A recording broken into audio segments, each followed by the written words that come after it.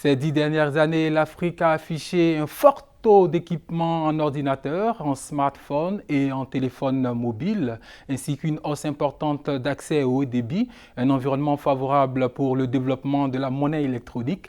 Quels sont les atouts de ce marché? Pour en parler, nous recevons dans ce talk Cheikh Oumar Guira, il est directeur général de jeveux.ci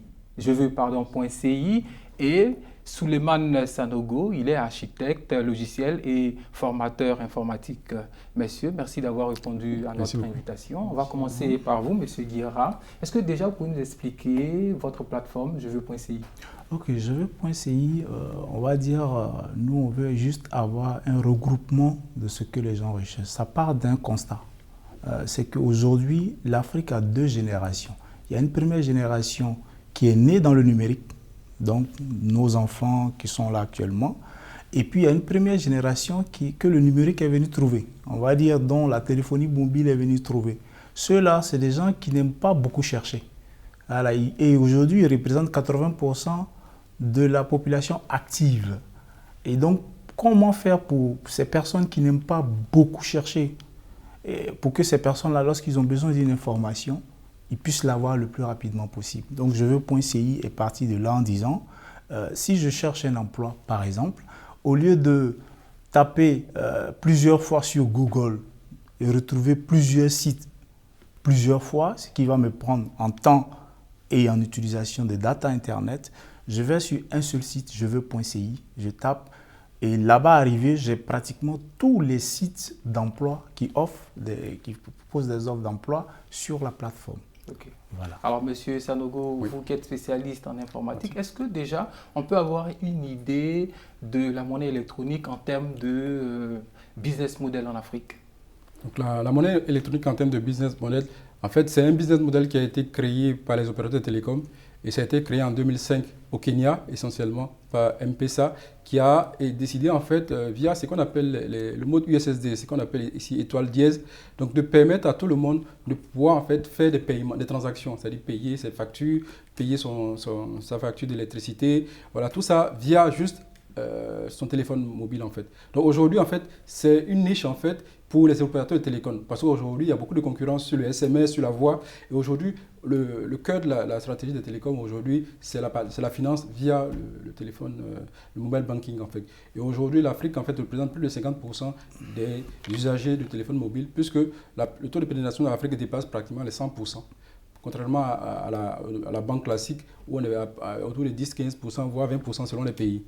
Alors, qu'est-ce qui explique que la monnaie électronique ait un tel succès en Afrique? Donc, si la monnaie électronique, si on veut la traduire en termes de simple par rapport à l'Afrique, c'est plutôt ce qu'on appelle la monnaie électronique via un téléphone portable. Puisque le téléphone portable a eu du succès et tout le monde a accès au téléphone portable, ceux qui savent lire, ils ne savent pas lire. Et donc, automatiquement, c'est plus facile en fait pour ceux-là de prendre ce téléphone portable et faire les transactions. C'est ça en fait. Puisqu'ils n'ont pas accès aujourd'hui à la banque, ils ont accès à leur téléphone portable et ils le manipulent facilement. Donc, c'est ce qui a accéléré en fait la pénétration de la téléphonie mobile en fait, et de mobile banking en fait en Afrique.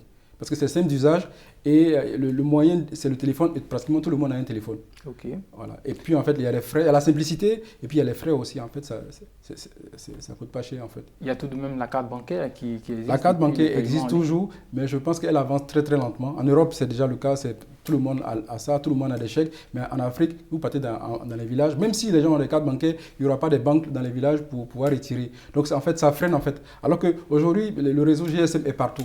Même dans les villages les plus reculés, on a le réseau GSM. Donc, à partir du moment où on a le réseau GSM, on a un téléphone portable, les conditions sont réunies pour avoir accès au mobile banking. Donc, c'est simple en fait d'accès. Ok. Alors, on va revenir après sur la question du mobile banking, sur le téléphone portable en lui-même, parce qu'il faut dire que c'est un des aspects de la monnaie électronique. Monsieur Guira, aujourd'hui, ceux qui exercent sur le marché africain, quelles sont les conditionnalités qu'ils ont remplies? Est-ce qu'il y a une réglementation en vigueur? Oui, c'est clair que pour pouvoir pénétrer un marché africain, je vais prendre le cas de la Côte d'Ivoire. Il faut d'abord être opérateur de mobile, donc téléphonie mobile. L'État de Côte d'Ivoire exige d'avoir une licence qui coûte 40 milliards environ. On avait pratiquement 6 opérateurs en Côte d'Ivoire, aujourd'hui on n'en a que 3. Parce que bon, les 3 autres, selon le gouvernement, n'ont pas pu respecter on va dire les cahiers des charges qui leur avaient été. Donc, il faut d'abord être un opérateur de téléphonie mobile. Ensuite, à partir des abonnés qu'on a, des abonnés de téléphonie mobile, on leur propose maintenant du mobile money. Les chiffres sont là. J'ai encore les chiffres de l'ARTCI, qui est l'Agence de régulation de télécom en Côte d'Ivoire, qui sont des données de juin 2018, donc encore plus récents. Vous avez sur une population d'abonnés de 34 millions d'abonnés, donc ça veut dire, bon, la Côte d'Ivoire a une population de 24 millions. 34 millions, ça veut dire qu'il y a des gens qui ont 2-3 téléphones, donc 3 opérateurs en même temps. Mais sur cette population de 34 millions-là, il y a 11 millions 3 qui utilisent le mobile money en Côte d'Ivoire. Donc ça veut dire quoi? On donne encore des données qui sont de 17 milliards de transactions monétaires par jour. Même pas par mois ni par année, par jour, ce qui est énorme. Et ce qui veut dire que pour un opérateur de téléphonie mobile qui a 34 millions d'abonnés de téléphonie mobile, c'est une niche, c'est un potentiel énorme. Donc chacun va chercher à rentrer dans ce secteur, mais aujourd'hui qui est balisé dans plusieurs pays parce que la licence coûte cher. Voilà. Mais c'est intéressant aussi pour la concurrence qu'il y ait beaucoup plus d'opérateurs. Voilà. Alors justement, on se rend compte que le téléphone portable a pris vraiment le dessus par rapport aux autres formes de paiement électronique. Est-ce que c'est lié aux réalités africaines? Qu'est-ce qui peut expliquer vraiment cela? Bon, en fait, il y a d'abord le taux de pénétration. Côté bancaire, on est à 7-8% en moyenne dans les pays. C'est clair qu'en Europe, les gens sont pratiquement à 100%. Mais chez nous, les conditions, c'est tellement... Vous pouvez voir la réalité, vous allez dans une banque pour juste ouvrir un compte, vous pouvez passer toute la journée là-bas. Or, avec le téléphone mobile, je rentre dans une agence, je me paye en quelques 30 minutes maximum, j'ai un téléphone mobile, je demande à activer mon compte mobile money, ça me prend 30 minutes, je suis sorti, c'est fini, on ne me demande plus rien. Vous voyez? Donc, cette réalité de facilité et de ne pas demander beaucoup de choses à la fois font qu'aujourd'hui, les gens préfèrent cela. Et c'est une évidence parce que on va dire l'Africain en gros n'aime pas trop se fatiguer. Bon, je ne sais pas qui aime bien aller passer toute une journée dans une banque où on va vous demander votre pièce d'identité, on va vous demander une carte de résidence, on va vous demander on va dire quoi, des photos qu'il faut déjà prendre au préalable avant de venir, on va vous demander une facture de courant ou d'eau. Donc autant de conditionnalités et encore vous allez payer. Parce que pour ouvrir un compte, rares sont les banques qui aujourd'hui ouvrent des comptes, on va dire à blanc, des comptes à zéro. On va vous demander minimum 20, 25 000 ou 15 000 ou 10 000 francs à payer. Or, lorsque je vais avec mon téléphone mobile, je vais ouvrir mon compte mobile money, on ne me demande aucun frais. Donc, il y a ce côté économique, ce côté facilité, simplicité qui donne en tout cas l'ouverture de ce moyen-là en Afrique. Monsieur Sanogo, est-ce que cet aspect facilité-là ne met pas aussi en danger les utilisateurs, surtout qu'on sait que les questions de cybercriminalité voilà, sont citées ça et là en Afrique? Voilà. En fait, c'est bon. Il y a la question de sécurité, mais ce qui fait qu'il y a du succès, parce qu'en fait, les gens ont plus ou moins confiance aux opérateurs de télécom. Aujourd'hui, je mets au défi quelqu'un qui a un problème de téléphone sur une transaction, peut-être de 10 000 ou 50 000, qui va voir un opérateur. L'opérateur vraiment va se charger de le rembourser. En fait, c'est comme la banque aujourd'hui. La banque aujourd'hui, pour ouvrir une banque, il faut une caution. Il y a l'État, il y a la BCAO. En fait, c'est des institutions qui sont de l'autre. Donc aujourd'hui, un client peut avoir confiance à un opérateur télécom. Ce n'est pas un particulier qui a créé une petite agence de transfert d'argent qui peut disparaître. On a eu beaucoup de scandales financiers en Côte d'Ivoire. Mais donc l'opérateur télécom, c'est quelque chose de solide. Donc il y a plus de confiance. Donc il n'y a pas de risque réel. Même s'il y a des risques, les gens se feront rembourser. Donc je pense que le risque n'est pas à ce niveau. Moi, je voulais élargir le sujet par rapport à la monnaie électronique. C'est vrai qu'on a parlé de mobile banking, mais aujourd'hui, une société, une grande distribution peut proposer une monnaie électronique. C'est une carte de fidélité, mais en même temps rechargeable pour éviter les problèmes de monnaie à la caisse. Vous voulez qu'on vous donne des bonbons chaque fois que vous arrivez, ou une pharmacie pour que chaque fois on vous donne des Doliprane chaque fois que vous arrivez à la caisse parce qu'il n'y a pas de monnaie. Vous faites une carte et vous chargez 10 000 francs et chaque fois que vous faites des achats, on débite en fait sur cette monnaie-là. Voilà. Donc, ça veut dire que la monnaie électronique peut s'appliquer dans n'importe quel domaine. Dans le mobile banking, une société peut le faire, un commerçant peut le faire, donc une école aussi peut le faire. Dans tous les domaines, on peut l'appliquer. C'est vrai qu'aujourd'hui, ce qui est visible, c'est la partie mobile banking. Mais si on regarde la définition stricte de monnaie électronique, c'est toute monnaie qui peut être numérisée et qui peut être stockée sur un ordinateur, et puis où on peut faire des transactions de retrait et d'ajout. Donc on peut l'appliquer dans n'importe où. Maintenant, c'est l'imagination. Donc, on peut payer des factures, on peut tout faire en fait avec la monnaie électronique. C'est vrai que ça a commencé dans les télécoms, mais ça peut s'élargir dans n'importe quel domaine. Ok, alors on regarde également le développement de la monnaie électronique en Afrique. On se rend compte qu'il y a une disparité sur l'ensemble du continent. Il y a certaines régions qui sont en avance sur d'autres, notamment l'Afrique de l'Est et puis l'Afrique du Nord.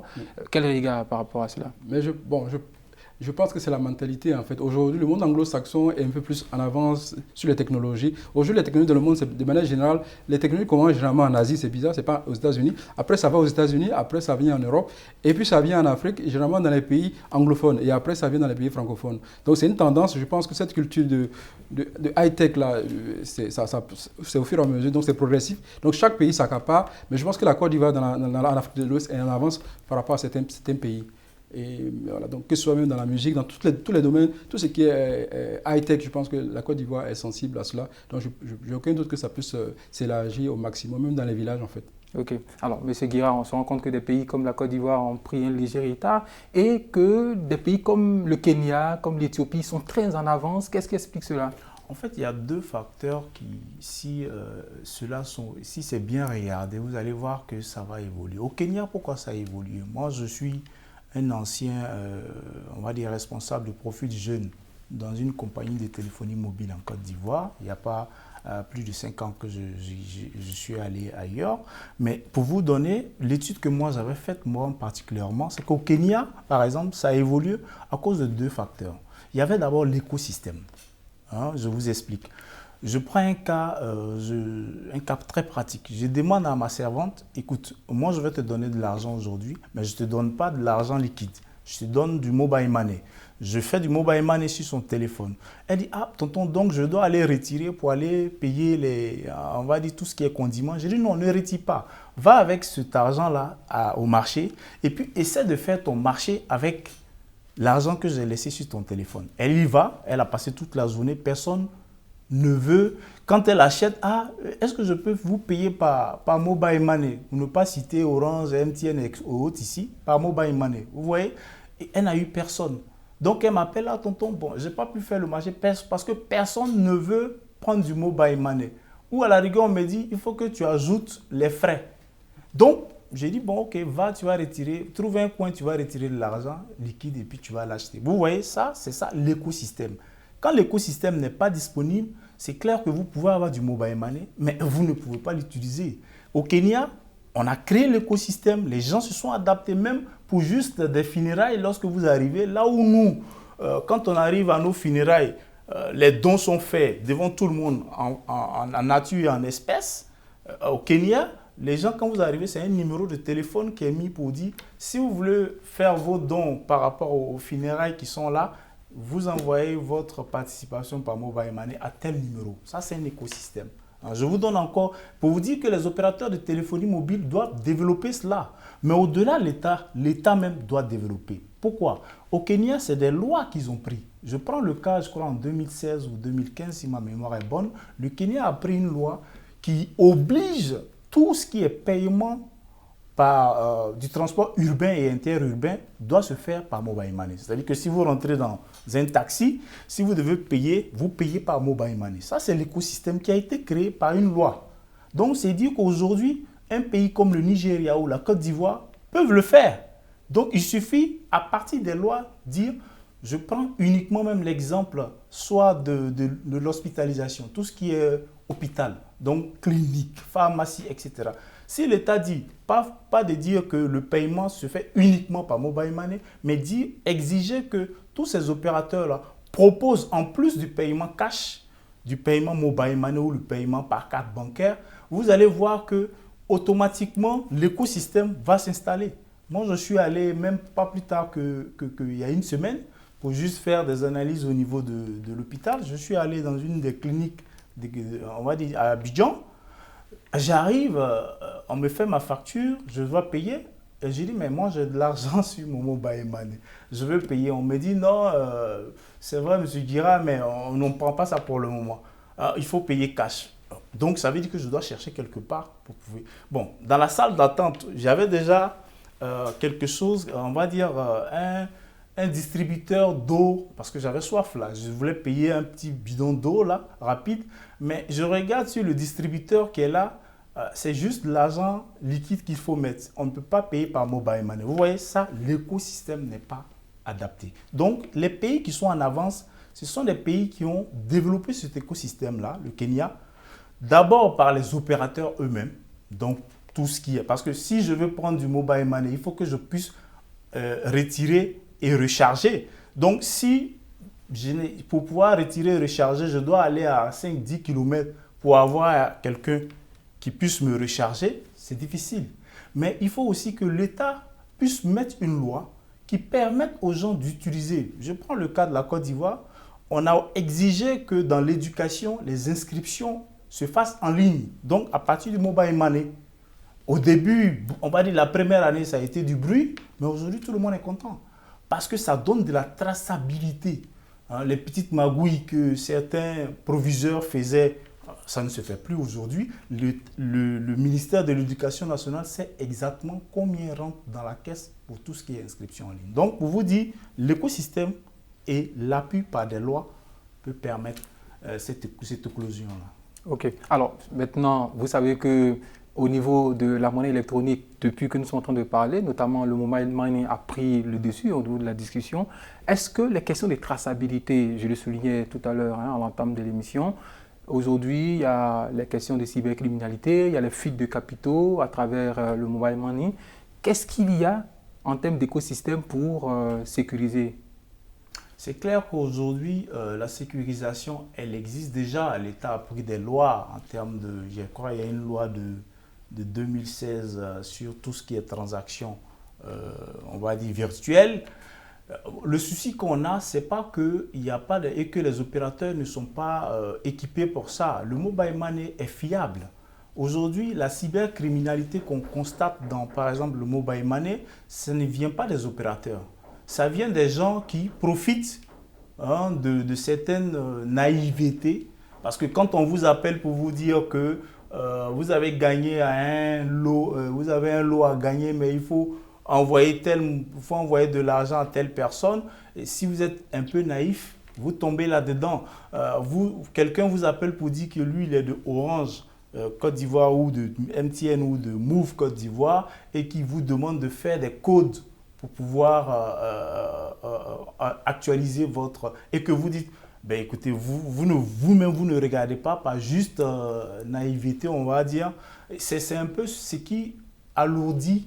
Mais je pense que les gens commencent au fur et à mesure, même les opérateurs, lorsque vous vous rechargez du mobile money, il y a un message qui vous dit, faites attention à tant. C'est clair que les gens vont toujours tomber là-dedans, mais aujourd'hui, ça commence à diminuer. Même les cybercriminels qui avant prospéraient beaucoup en Côte d'Ivoire, vous allez voir qu'il y a une police de cybercriminalité qui est très efficace aujourd'hui en Côte d'Ivoire et qui commence maintenant en tout cas, à mettre en tout état de nuit, mettre hors d'état de nuit tous ces cybercriminels-là. Alors, Monsieur Sanogo, oui. Alors, vous avez constaté également que les paiements en ligne se font, mais généralement, ce qui s'est fait, c'est que c'est à la livraison que les gens donnent du cash. Qu'est-ce qui explique cela? Donc, ce qui explique cela, c'est la confiance et puis aussi le fait que, comme on a dit, le taux de bancarisation est faible. Donc, si on veut en fait toucher en fait le maximum de clients, si on propose que des cartes bancaires, ça veut dire qu'on réduit en fait sa part de marché. Donc, pour simplifier, on vous propose en fait de vous livrer et vous payer, ou bien il y a des points de rencontre qui existent en fait dans toute la ville. Donc ça facilite. Donc déjà vous êtes rassuré que tant que vous n'avez pas reçu le produit, vous n'allez pas payer. Donc ça fait que c'est plus facile en fait. Donc depuis votre téléphone portable ou bien depuis votre ordinateur, vous passez la commande, on vous donne un lieu pour aller retirer et vous retirez. Je pense que c'est plus simple en fait. Et en plus ça n'interdit pas si demain le taux de bancarisation augmente, de mettre des cartes bancaires, d'ajouter aussi les paiements. Aujourd'hui le mobile banking existe sous forme de solutions internet pour les les entrepreneurs, c'est-à-dire vous avez créé votre site internet, vous pouvez ajouter en fait un moyen de paiement mobile money, comme on le fait pour les cartes bancaires. Donc la personne remplit comme s'il est en train de faire un achat sur son téléphone portable, il reçoit un code, et ce code-là, il le renseigne sur le site internet, et automatiquement la transaction est valide. Donc en fait, le modèle banking, ça peut s'appliquer directement sur un téléphone portable, mais ça peut s'appliquer sur un site internet en fait. Alors, à quand est-ce qu'on va s'attendre à ce que cet aspect de la transaction là disparaisse pour que véritablement on ait une politique de transfert d'argent en bonne et due forme? En fait, le transfert d'argent peut se même je dis, le mobile banking même peut se faire même sans passer par les opérateurs. Hein. C'est-à-dire qu'une start-up peut faire une solution innovante, on peut faire des prêts entre particuliers. Peut-être que c'est la réglementation toujours qui va bloquer et puis l'écosystème qui peut bloquer. Sinon, je pense que techniquement, tout est possible. Hein. Même les tontines qui existent traditionnellement, on peut créer une solution de monnaie électronique avec des tontines. En fait, tout est possible. Payer, comme on appelle, aller au marché, faire tous ses achats, tout est possible, mais soit c'est l'environnement qui n'est pas prêt ou c'est l'État, la réglementation qui n'est pas prête. Sinon, techniquement, je pense qu'il n'y a pas, même on parlait tout à l'heure de la sécurité, on vient se rendre compte qu'il n'y a pas de problème de sécurité. C'est l'escroquerie simple en fait. Quelqu'un qui t'appelle, tu ne connais ni d'Adam ni d'Ève et tu acceptes de composer une dièse. Donc, en fait, ce n'est pas l'écosystème technique qui pose problème, c'est peut-être le manque d'information qui pose problème. Donc pour moi, je pense qu'au fur et à mesure que les jeunes vont s'intéresser, les startups vont venir, les médias vont en parler, la sensibilisation, tout ça, ça va faire que ça va être boosté. Ok. Alors, on a beaucoup plus parlé des particuliers, mais au niveau de l'environnement professionnel, quel est le rapport entre les différentes entreprises qui interviennent dans l'écosystème? Les entreprises, en fait, aujourd'hui, par exemple, les entreprises, pour moi, ils peuvent utiliser le mobile banking pour faire des paiements de salaire. Donc aujourd'hui, massivement, au lieu de remplir des bordereaux, de virements, tout ça, on peut tout faire avec. Donc pour moi, une entreprise a intérêt à faire. Aujourd'hui, les facturations, aujourd'hui, comme on l'a dit, à CIE sur le site, 50% des paiements de factures se font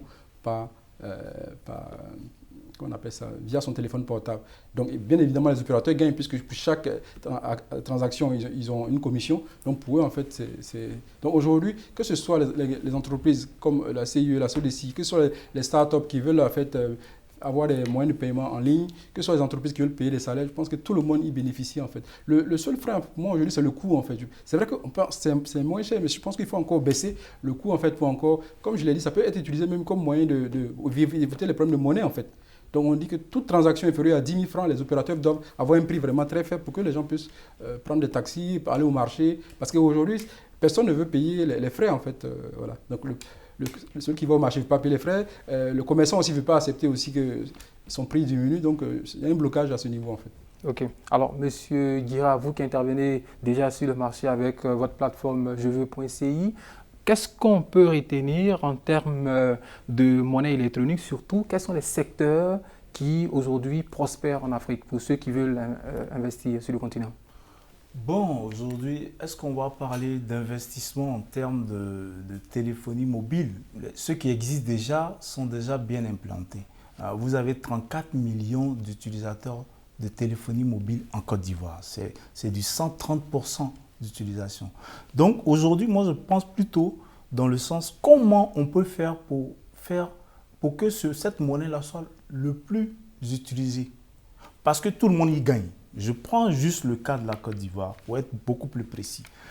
Vous avez 17 milliards de transactions monétaires par jour, donc plus que ce que les banques font. Vous avez 11 millions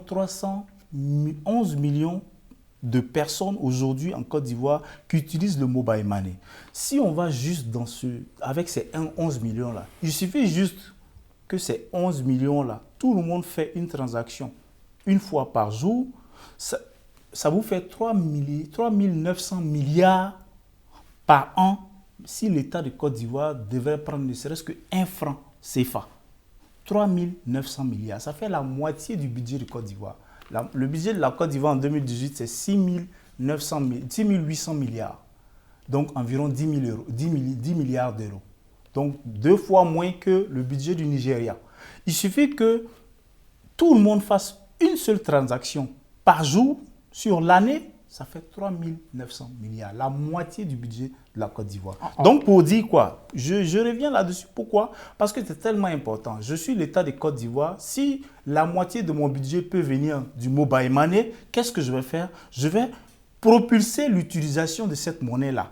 En quoi faisons? En créant une loi pour exiger qu'on propose cette monnaie-là dans différents secteurs. Ok. Est-ce que ça peut s'appliquer par exemple pour des secteurs comme le café, le cacao, le palmier à huile? Mais pourquoi pas? Je vais payer mon café cacao. En Côte d'Ivoire, on sait ceux qui vont payer.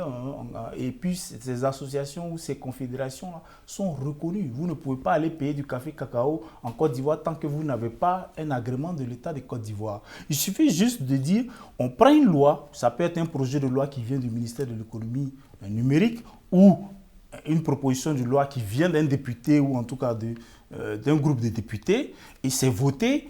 On applique que, bon, dans le secteur, par exemple, du café cacao, pour tout achat, doit se faire par mobile money. Ça a deux gros avantages. Ok. Alors, M. Sanogo, la question qui vient maintenant à l'esprit, c'est de savoir, aujourd'hui, on constate que les opérateurs de téléphonie mobile ont pris le pas sur les banques. Oui. Est-ce qu'il n'y a pas une forme de, je veux dire, concurrence déloyale, ou est-ce que les banques ne sont pas prendre de vitesse? C'est pas une concurrence. Bon, il y a un avantage naturel, puisque les télécoms, c'est des NTIC, nouvelles technologies d'information et de la communication. Donc je pense que les banques ont vu de loin comme une concurrence, mais aujourd'hui, c'est plutôt un partenariat qu'il faut faire. Et même, c'est les mêmes clients, en fait. Donc les clients qui quittent la banque, qui vont dans le mobile banking, c'est les mêmes. Donc si on arrive à les rassurer, ils peuvent aussi retourner dans la banque. Quelqu'un aussi peut avoir les deux, on peut avoir sa carte bancaire et puis le mobile banking. Donc je pense que il y aura peut-être soit une fusion ou voilà, soit des partenariats qui vont se faire, parce qu'aujourd'hui, les banques aujourd'hui s'intéressent aujourd'hui à ce secteur-là. Okay. Voilà. C'est vrai qu'ils ont été dévancés par les télécoms, mais aujourd'hui, ils s'intéressent beaucoup à ce secteur-là. Ils ont déjà commencé même à exercer. Au regard de cela, est-ce qu'il n'y a pas d'autres secteurs d'activité, par exemple, qui peuvent aussi, je veux dire, s'inscrire dans... Je vois les assurances. Les assurances aussi vont s'y mettre, okay, soit directement, soit en partenariat. Même dans le domaine du transport, il y a beaucoup de secteurs même aujourd'hui, les impôts, aujourd'hui, on peut payer ses impôts via Internet, via mobile bank. En fait, tout le monde a intérêt, en fait. Et même aujourd'hui, tout ce qui est cyber, comment on appelle ça, blanchiment d'argent, tout ça, financement des terroristes, l'État peut dire, moi, je veux que tout soit tracé. Et donc, il faut que tout soit tracé, il faut que tout soit numérique. Sinon, voilà. Et donc, réduire la liquidité, en fait. Voilà. Et même la corruption, ça peut avoir un impact sur la corruption. Parce que tant qu'il n'y a pas de liquide, c'est un peu difficile de frauder. Et même si on fraude, c'est tracé. Donc, ça peut aussi avoir un frein, ça peut réduire, en fait, cet aspect-là. Les atouts de la monnaie électronique sur le marché africain, nous en parlions tout au long de ce talk. Et avec nous, nous avions M. Guira et M. Sanogo. Merci d'avoir répondu à notre invitation. Mesdames et messieurs, c'est ici que nous mettons un point final à ce talk. Merci de l'avoir suivi et continuez de suivre le programme de Média TV Afrique.